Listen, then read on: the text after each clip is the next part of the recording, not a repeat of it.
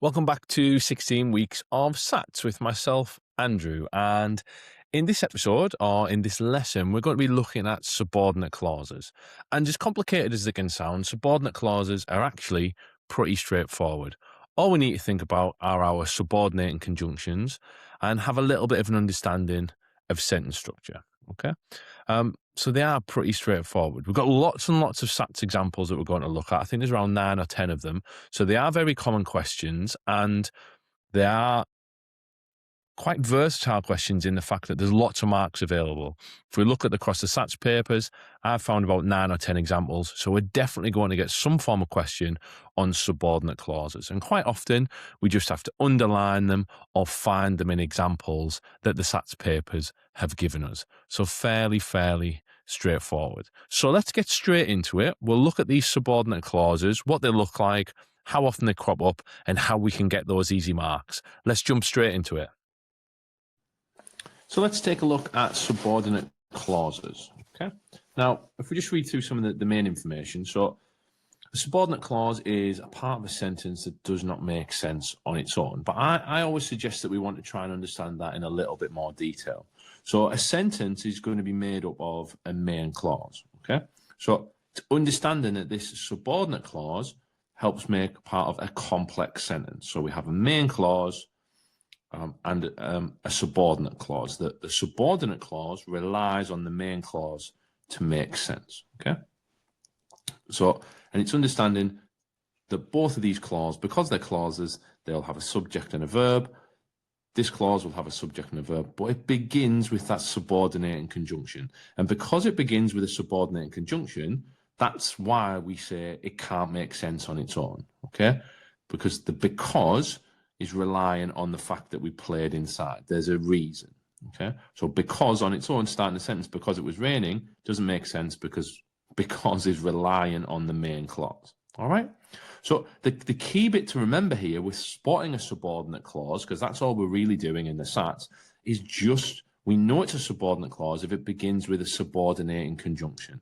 So words like because, so if you use the acronym a white bus, then words like because, if, while, although, when, which, all those words are going to act as subordinating conjunctions and help begin a subordinate clause. Okay. And again, if we look down at the example here, while I was sleeping, this is the subordinate clause beginning with a subordinate conjunction. While I was sleeping, my cat knocked over the lamp, or it could be my cat knocked over the lamp while I was sleeping. Okay.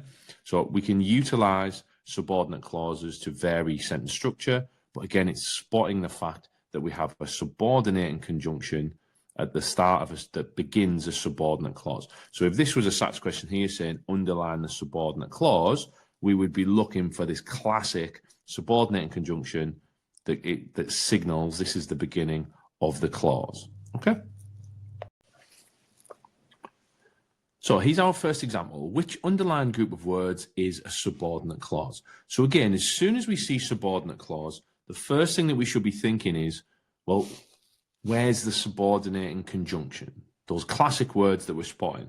Now, this first sentence is going to throw some people off because straight away you're going to see if and think, oh, it's this one. I've spotted the fact that we've got a subordinate clause.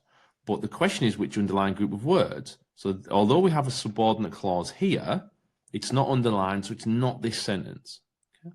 Then if we move down and we look at this one, this is the best fishing spot we have found. And then we change places when the bell rings. So without even looking at this one, beginning with we planted the parsley, and without getting too deeply into whether something is a clause or a phrase or a main clause or a subordinating clause, the key thing is spotting when acting as a subordinating conjunction, which signals a subordinate clause. So it would be this one. And again, the sort of secondary check is, could we switch this sentence around and it still function? So when the bell rings, comma, we change places. That makes sense. Okay. So this is definitely the subordinate clause. So we can tick that, take the mark, and we can move on. So again, this is a very typical layout of a main and subordinate clause style question.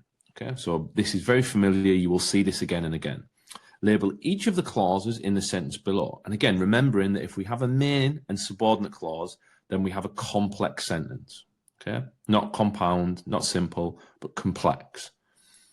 So then it's very easy to spot. So the main and subordinate. So my obvious one would be looking at, can I just spot subordinate clauses to start with? My typical concept would be this group of words here beginning with we and this one beginning with we. It's typically not going to be a subordinate clause because it's not starting with a subordinating conjunction. Whereas here we have a subordinating conjunction when the bell rang. Okay, so we would label this as S. And then again, what we've got here is we dashed into the playground and we started the game of football. So and is that linking conjunction here again for these two clauses. Okay, very simple. We dashed into the playground and we started a game of football. These are just both main clauses. So we can very simply label them as M, be happy, and we can take the mark and move on. So we've got another example here, which is a bit of a non-example, but because it's got a subordinate clause in here as an option, I thought it might be worth discussing. So again, what is the grammatical term for the underlined part of this sentence? So again, for me, when we have anything that's to do with a sentence, the first thing I want to think about is, well, what kind of sentence is it? Is it a simple, is it a compound, or is it complex? Now, because we've got the coordinating conjunction, that's clearly telling us here that we have a compound sentence. So if we have a compound sentence, then we have two main clauses. Okay, so it definitely can't be a subordinate clause. Okay, so typically here, I would be suggesting that this is a main clause because we have a complete sentence, a coordinating conjunction, and then two main clauses either side. So this is going to be that. So in this question, we would obviously take a main clause, but I thought it's important because we can see subordinate clause here as to why this isn't a subordinate clause. So it's a really good non-example.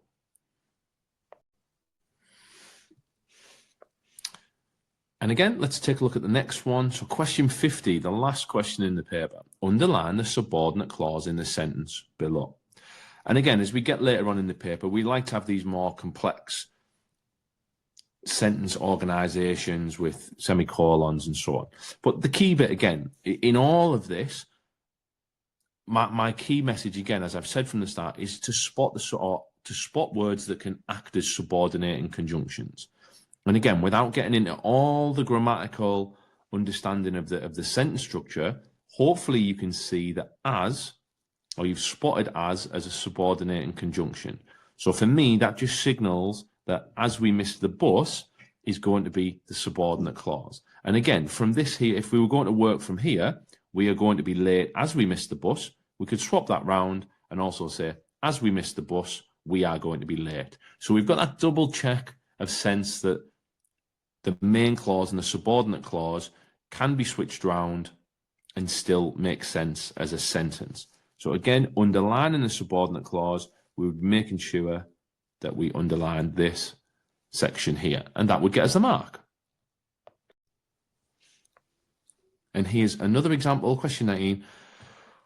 What kind of clause is underlined in the sentence below? Now, obviously, because we're talking about subordinate clauses, we know that that's going to be the answer. But if we just pause the video here and you discussed it with someone, well, why is this the subordinate clause? Well, the key identifier is the fact that we have this subordinating conjunction if they could afford to, the ancient Romans ate well. We could also switch that around if we were looking at various sentence structure.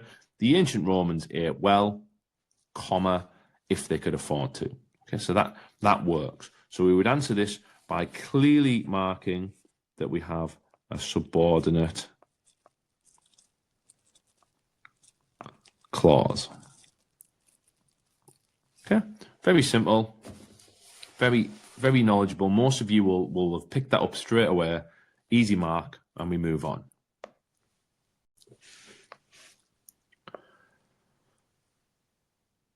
So with this example, one of the key bits is, so let's read the question. Complete the sentence below with an appropriate subordinating conjunction. So these questions that are appropriate mean that we can't just put any old subordinating conjunction in. It has to help the sentence continue and make sense. Okay. So my top tip here is to read the whole sentence first. something football is, so football is his favorite sport. James also enjoys watching tennis on TV. So it's suggesting that there's two things that he likes. Okay. This is his favorite, but he also enjoys doing this. So my natural instinct, there's probably two that would work here, which are either probably going to be although or since. And again, just try them in.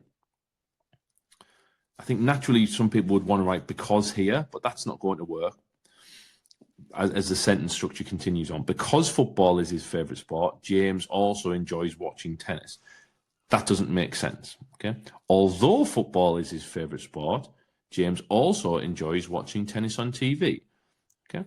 And then again, since football is his favorite sport, no, that's not going to work either. So again, there's the benefit of checking that. I'd suggested maybe since might work. It's not going to, all right? But we only heard that once we sort of read through the sentence logically. So I'll be going for although. And again, the key bit here, as I write this, is because this is the start of a sentence, we must make sure, because it's the grammar paper, that we have a capital letter, okay?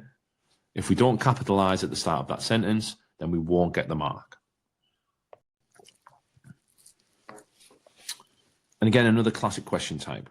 Tick one box in each row to show if the underlying clause is a main or subordinate clause. And again, the key thing with the subordinate clause is that it will begin with a subordinating conjunction. Very simple. So it should be pretty easy to move through this. So let's read the first one. I walk to school with Hazel as we live on the same road. So straight away, we should be spotting as a subordinating conjunction.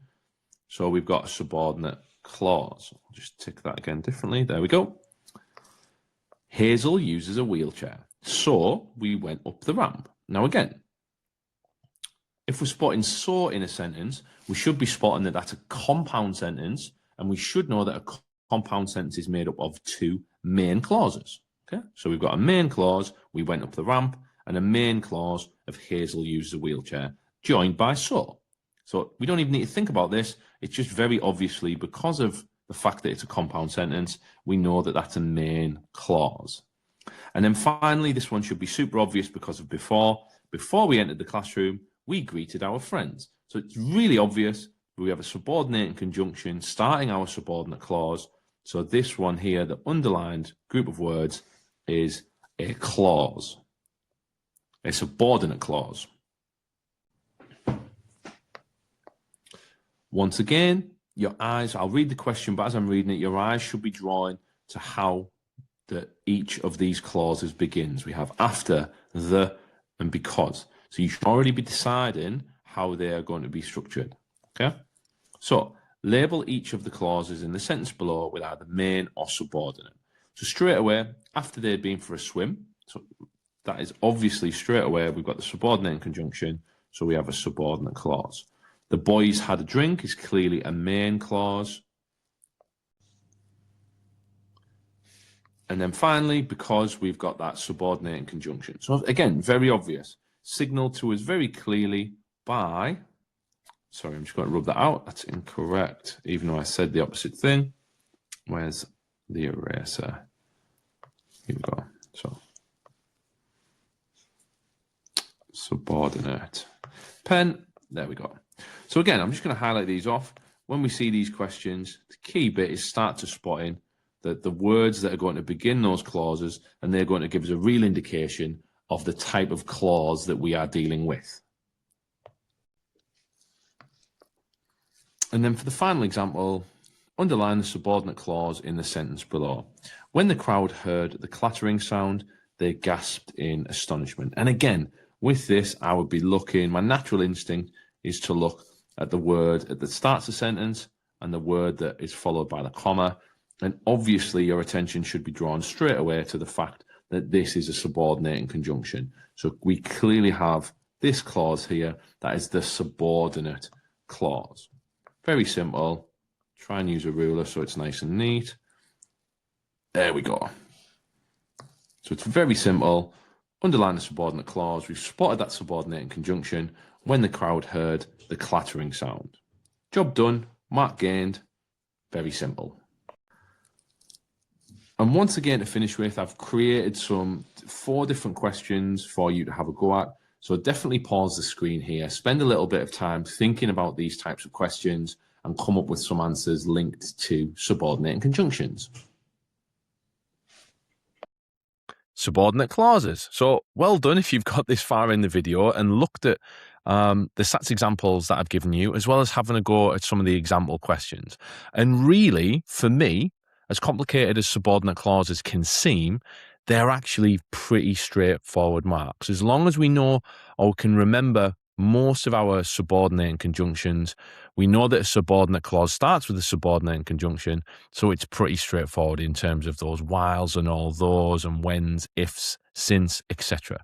And once we start to spot those, we can pretty easily spot the fact that we've got a subordinate clause. So for me, I know that you guys will be picking up those easy marks. So well done for getting stuck into this 16 weeks of SATs videos. Be sure to check out all the other videos in preparation for your SATs, and I'll see you in the next episode of 16 Weeks of SATs.